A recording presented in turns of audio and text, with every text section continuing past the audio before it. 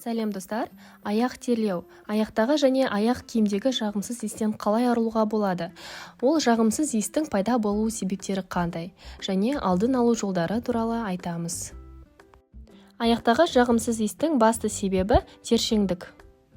Егер сіз белсенді өмір салтын ұстасаңыз, үнемі спортпен айналысып, аяққа көп күш түсірсеңіз, олар тіпті терлейді.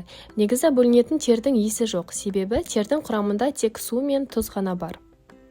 Сонымен, жағымсыз иістің шығуына келесідей факторлар әсер етеді. Жабық және табиғи емес теріден жасалған ауа нашар өткізетін аяқ киімдер. Синтетикалық шұлықтар. Өте күшті тер бөлуін тудыратын белсенді өмір салты. Қосымша тер бөлінуін тудыратын күйзелістер, қорқыныштар, жүйке жүйелерінің аурулары. Ал аяқ киімдегі жағымсыз иістен қалай арылуға болады?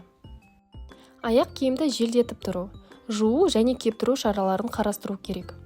Аяқ киімдегі жағымсыз иістен арылу құралдарының бірнеше түрлері бар. Олардың кейбіреуі халықтық әдістер. Мысалы, аяқ киімді далаға жайып қою, немесе аяқ киімді спиртпен сүрту. Аяқ киімді арнайы су сабынмен не арнайы құралмен жуу. Аяқ киім үшін дезодорант пайдалану. Аяқтағы жағымсыз иістің қалай алдын алуға болады? Біріншіден, күн сайын носки мен колготкиді ауыстырып тұру қажет. Оларды бір күннен артық кимеу керек. Тіпті олар таза болып көрінсе де, ауыстырып киіп тұрған дұрыс. Себебі ақырындап шыққан иіс келесі күнінде күшеюі мүмкін. Екіншіден, носкиді тек табиғи маталардан ғана, мүмкіндігінше синтетикалық материалдарды барынша аз таңдағаныңыз дұрыс. Үшіншіден, бір аяқ киіміңізді 3 жылдан артық кимеңіз. Әрбір жыл маусымына кем дегенде 2 аяқ киіміңіз болғаны дұрыс. Себебі желдетіп тұрғанға жақсы. Төртіншіден, ұлтарақтың жайында қамтамасыз етіңіз. Жиі-жиі ауыстырып тұрыңыз және жуып тұрыңыз. Осы проблемалар үнемі мазалайтындарға берер кеңесіміз. Күн сайын аяғыңызды антибактериалдық сабынмен, бактерияларды өлтіретін сабынмен жуыңыз. Табаныңызға тер бөлінуі дұрыс болу үшін кремдер, құрғатушы ұнтақтар жағып тұрыңыз. Мұндай кремдерді дүкендерден немесе дәріханалардан тауып алу қиын емес. Теймурова пастасын пайдаланып көріңіз. Ол ұзақ уақытқа аяқтағы жағымсыз иісті кетіруге көмектеседі. Аяқтағы тер бөлінуін азайтатын дезодорант қолданыңыз. Бор қышқылының ұнтақтарын, тальктерді пайдалансаңыз болады.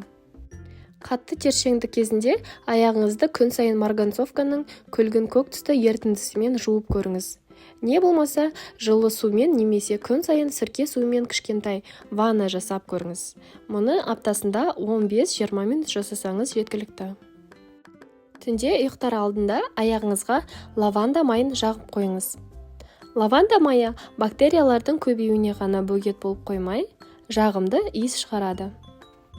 Ал егер де жоғарыда аталып кеткен кеңестер көмектеспесе, сізге дәрігерге көріну керек.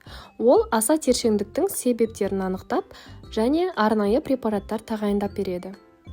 Достар, егер сіздерге бүгінгі видеомыз пайдалы болып жатса, достарыңызбен бөлісуді ұмытпаңыздар. Сонымен қоса менің каналымды жоғалтып алмас үшін каналға тіркеліп, қоңыраушаны баса кетулеріңізді сұраймын. Баршаңызға рахмет, келесі кездескенше сау болыңыздар.